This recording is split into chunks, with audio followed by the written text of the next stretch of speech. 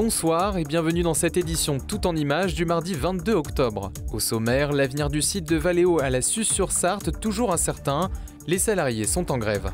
Ce samedi, c'est la première journée nationale du chausson. Comment sont-ils fabriqués? Découverte dans ce journal.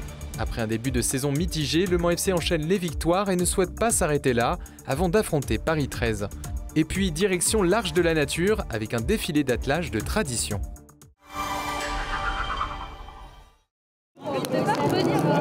Les salariés de Valeo, encore dans l'attente. Lors du comité social économique tenu ce lundi, toujours aucun repreneur n'a été annoncé.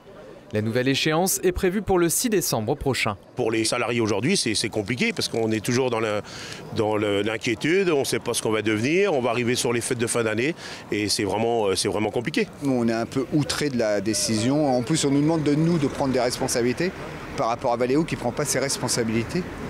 Donc les salariés hier ils ont dit stop, il faut arrêter de nous prendre pour des simples d'esprit, voilà, je reste poli, et on rentre en grève.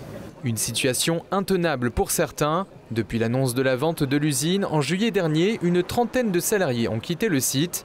Des élus locaux montrent leur soutien. Si d'aventure on arrivait à la fermeture du site Valeo, ça a des conséquences graves. Évidemment, en premier lieu pour les salariés, mais aussi pour l'ensemble du territoire, les commerçants, les autres entreprises qui travaillent avec ce grand groupe. Donc je ne peux que me préoccuper de la situation. En contrepartie, les salariés demandent une prime de 3 400 €, une somme déjà perçue par leurs collègues en Isère, dont l'usine est aussi en vente. Pourquoi nous, on n'aurait pas aussi une prime pour le maintien d'activité, pour continuer à travailler au moins jusqu'à la date, peut-être si on a un jour une date.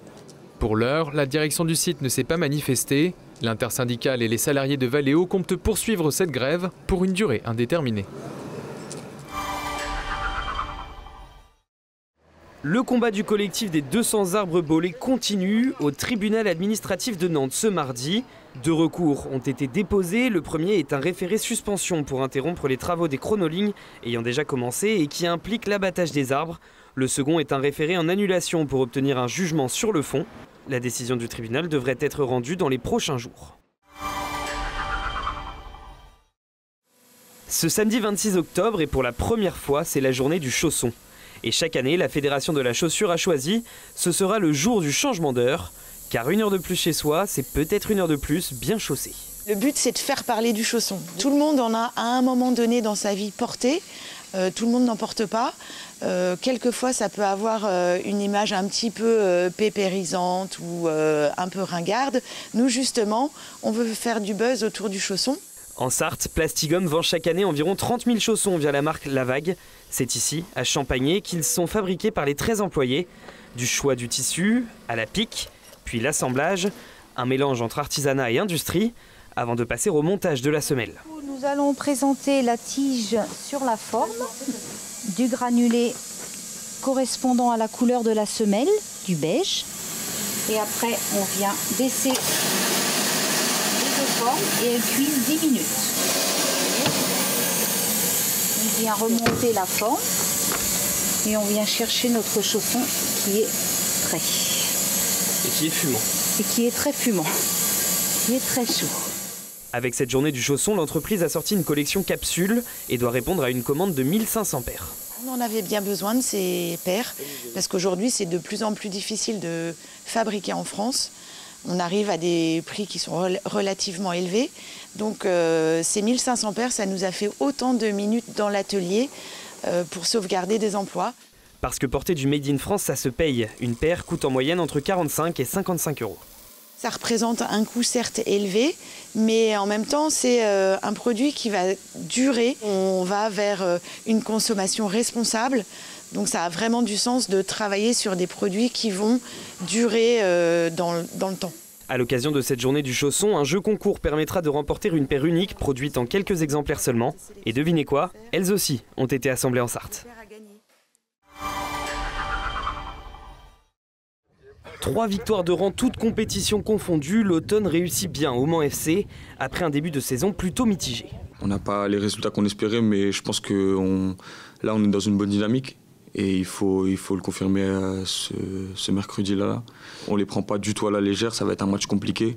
Et après, comme tous les matchs, on y va pour gagner.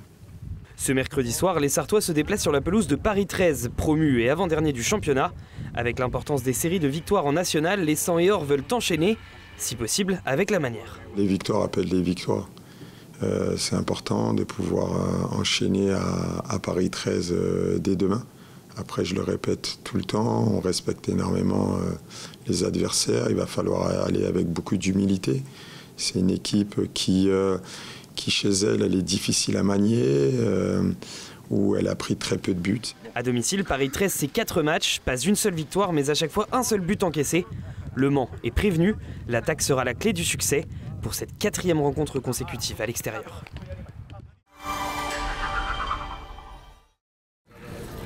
Retour sur la mobilité d'hier. L'Arche de la Nature organise un concours non officiel d'attelage de tradition à l'occasion de la fête de l'âne et du percheron ce dimanche 20 octobre. Un spectacle qui fait voyager dans le temps.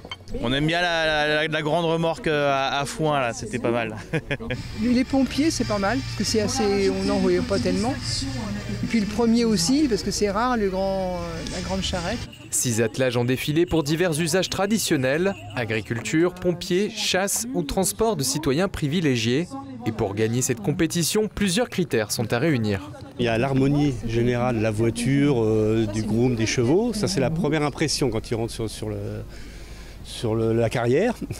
Autrement, vous avez la propreté des harnais, la tenue du groom et du meneur, les chevaux, le réglage des harnais aussi, voilà. C'est tout un ensemble de choses. Principalement tracté par la race de cheval percheron, l'attelage de Sacy est tiré par 2 percherons et 2 boulonnais, connus pour leur robustesse. Il se rapproche le plus de l'excellence, évidemment. Dans la tenue, la voiture, enfin, c'est pas parce qu'il y a 4 chevaux. Hein. S'il peut y avoir qu'un cheval, évidemment, c'est plus impressionnant, mais pour quelqu'un qui juge, il ne faut pas se fier sur les 4 chevaux parce que c'est impressionnant. Voilà. C'est l'ensemble des choses qui font que, voilà, eux, c'est les premiers. Un ballet de carrousel qui se déroule tous les 2 ans. En 2022, c'était un concours d'élégance féminin avec des attelages.